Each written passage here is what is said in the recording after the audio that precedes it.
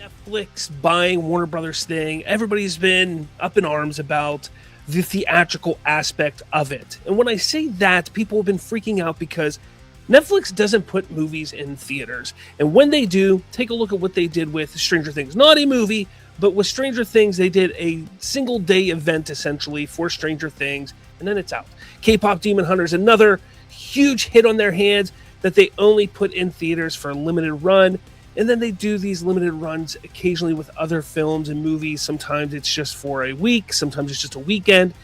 Very, very rarely do they ever put anything in theaters long term. So with the whole sale pending, with Warner Brothers going to Netflix, or Warner Brothers assets, I should say, going to Netflix, the conversation has been, well, what is Netflix going to do in regards to theatrical? Well, Ted Sarandos, who's co-CEO of Netflix, has stated many, many times now, seemingly since this whole sale has come through over the last month, that they're committed to the theatrical release structure, specifically when it comes to Warner Brothers assets and Warner Brothers pictures.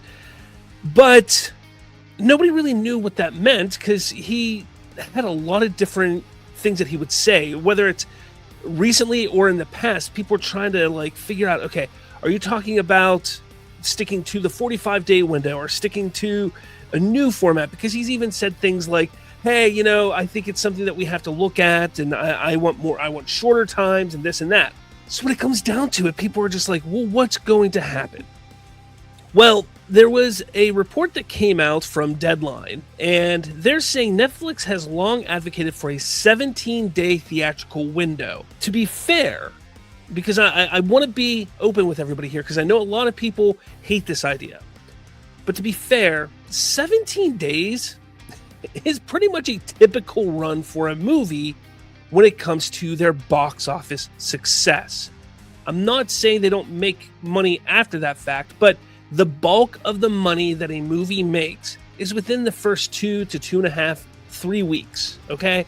So in the grand scheme of things, Netflix looking at something that way isn't a terrible thing, because they're looking at it as, look, a movie's going to make the most amount of money in this short amount of time.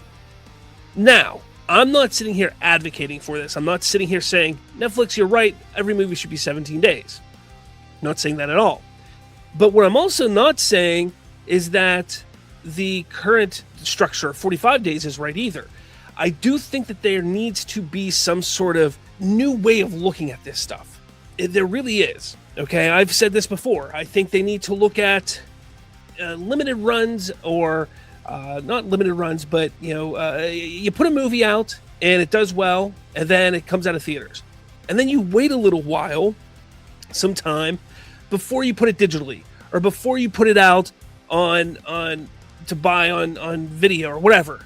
And right before you do that, for a couple weeks, you put it back in theaters or something. I think there's that kind of stuff they should do. The reason for it is because I think the theatrical chains, the theaters, the AMCs, the Cinemarks, the Regals, everything like that, they get screwed over if you just do that 17-day run. Because in those first 2 weeks, the bulk of the money, the bulk of the proceeds, or the income from those movies' ticket sales goes to the studio. Now, every week thereafter, sure, the percentages start to shift in favor of the theatrical chains. But at that point, that's, the movie's not making a lot of money. I get that. Where is the benefit for keeping theaters around that? And that's kind of the problem I see with this whole thing. Now, I get that this is all discussion. I know some people are freaking out saying, well, they're not saying they're definitely doing it. No, I'm not saying that either. And neither did Deadline. I think some people are just misreading it.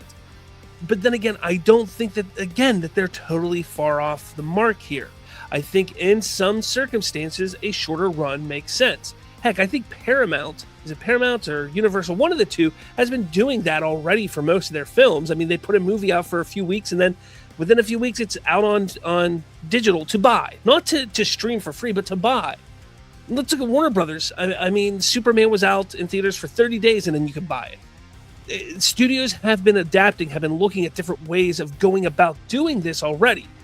And the theatrical window, mind you, does not mean that the movie will be pulled from theaters at that time. What that theatrical window would mean is that after 17 days, it's got a chance to go on digital to buy at home. They could still, at that point, if the theatrical chains are like, look, we would love to keep it in the theater still, they could keep it in the theater as well. So keep that in mind, because there are deals that can be done in that regard. That's just how it works. That's how the industry works. I mean, there's been so many times that I've seen films that have just been terrible go into theaters and are out within 2 weeks. Then you see films that have done absolutely great, and they just seem to never come out of the theater. Again, things adapt over time depending on the success or failure of that movie, especially with the movie theaters. So we could see something similar like that happen here. It'd be performance-based.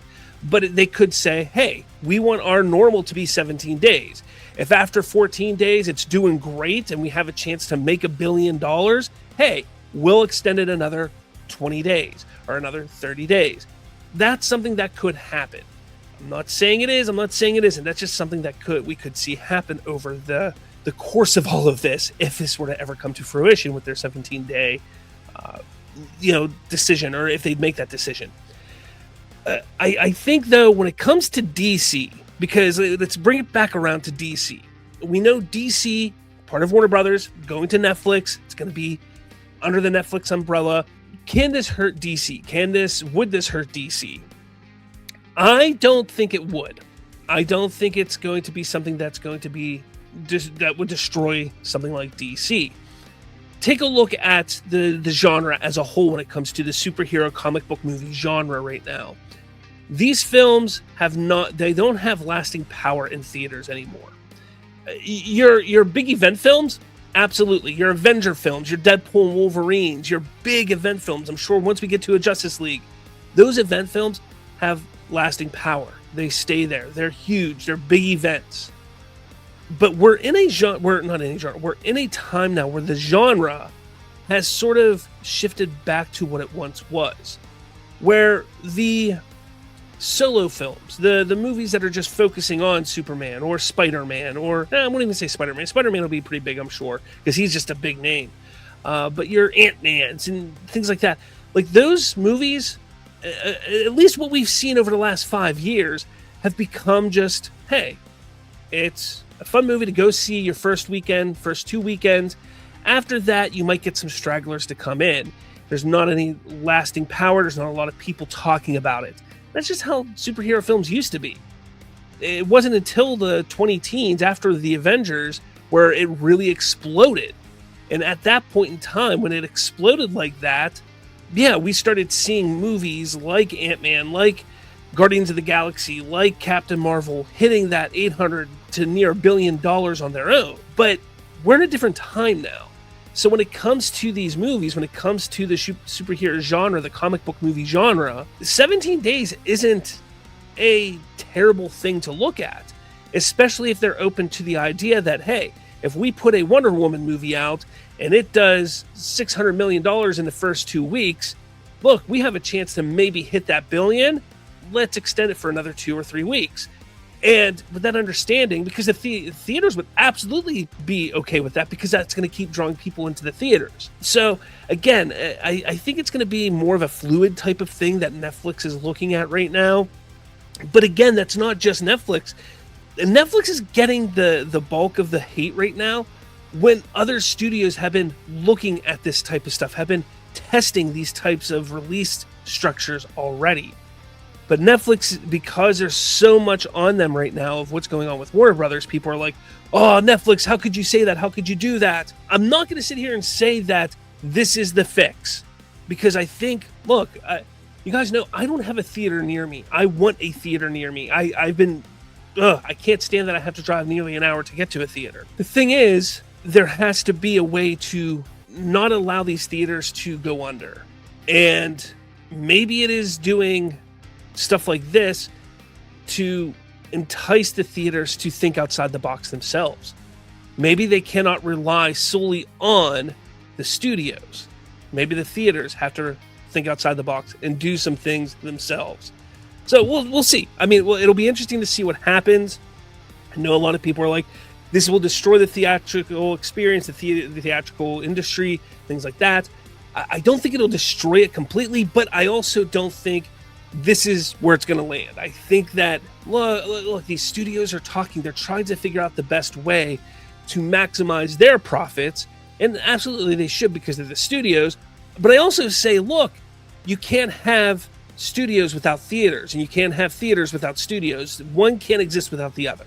It just can't, because otherwise you just get glorified made-for-TV movies, which is basically what Netflix is. So you kind of have to have both to survive, for each industry to survive, and they really need to figure out how to make that work. But I'd love to hear your thoughts on all this. Like I said, this is something that Deadline reported on. You can check out what my breakdown is and my discussion is over at slavsfreetalk.com.